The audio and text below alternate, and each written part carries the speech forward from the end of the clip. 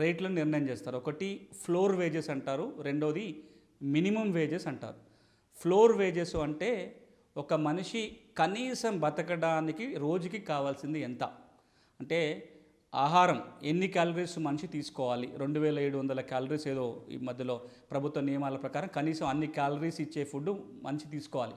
ఆ ఫుడ్కి ఎంత ఖర్చు అవుతుంది, బట్టలకి ఎంత ఖర్చు అవుతుంది, ఒక సంవత్సరానికి లెక్కేసుకొని రోజుకి ఎంత పడుతున్నట్టుగా, నివాసం ఉండడానికి అయ్యే ఖర్చు ఎంత, ఒకవేళ రెంటెడ్ ప్రెమిసెస్లో ఉంటే కనుక కనీసానికి అవసరం పడే డబ్బులు ఎంత, ఇలాంటి అన్ని ఫ్యాక్టర్స్ని అన్ని రకాల కారణాలని పరిగణలోకి తీసుకొని ఫ్లోర్ వేజ్ అని నిర్ధారణ చేస్తారు.